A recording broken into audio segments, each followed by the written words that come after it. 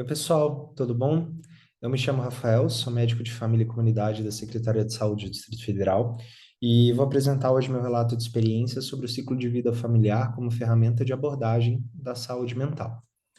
Para a gente começar compreendendo a relevância desse trabalho, a gente precisa entender que 13% da população mundial, de acordo com dados da OMS, vive com algum transtorno psiquiátrico, um número relevante, de certa forma.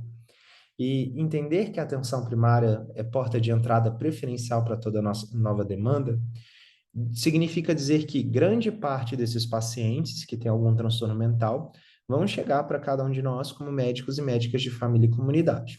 Então, é importante que a gente tenha ferramentas para lidar com essas situações de estresse emocional, que afetam a nossa saúde mental. E, em geral, é, uma parcela desses pacientes, quando se apresenta com problemas mentais, eles acabam estando em transições do ciclo de vida familiar. Então, de certa forma, o momento de maior vulnerabilidade para o aparecimento de sintomas coincide com esses períodos de transição. E aí esses sintomas, eles podem sinalizar que a família se imobilizou e está com dificuldade de passar para a fase seguinte. Então, se muitas vezes esses sintomas aparecem nos momentos de transição do ciclo de vida familiar, é importante a gente entender o que é esse ciclo de vida familiar. O ciclo de vida familiar nada mais é do que uma sequência de transformações na história e no desenvolvimento de cada família, tá?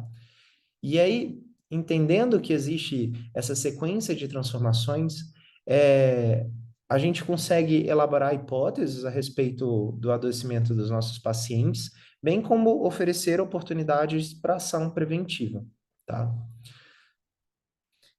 Também aqui faz parte da introdução a gente compreender que esse ciclo de vida familiar ele tem estágios. Então, saindo de casa, um novo casal, famílias com filhos pequenos, com adolescentes, encaminhando os filhos, famílias no estágio tardio de vida.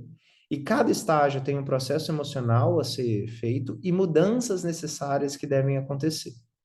E aí são quando ocorrem essas mudanças, essas transições entre os estágios em que há uma dificuldade da família de fazer essas mudanças necessárias, que há esses sintomas psicológicos, que surgem sintomas psicológicos no paciente. O objetivo, então, desse trabalho é relatar a experiência de médicos de família e comunidade com o uso do ciclo de vida familiar como ferramenta de abordagem de pacientes com transtornos mentais na APS, tá? Com o objetivo de evitar a hipermedicalização desses transtornos.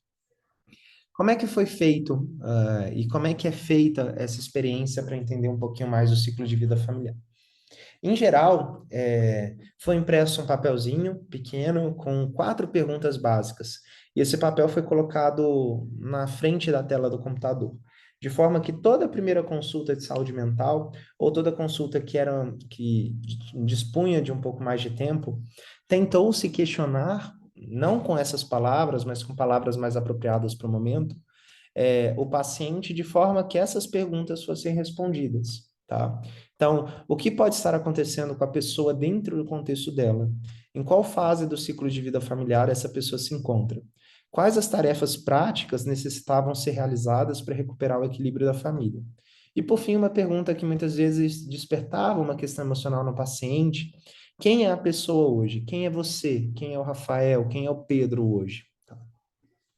E aí, através dos questionamentos, tentando responder essas perguntas, o paciente ele trazia respostas, eram geradas novas perguntas reflexivas, tá? E isso levava o paciente a fazer reflexões sobre tarefas que se tornavam necessárias para serem mudadas, tá?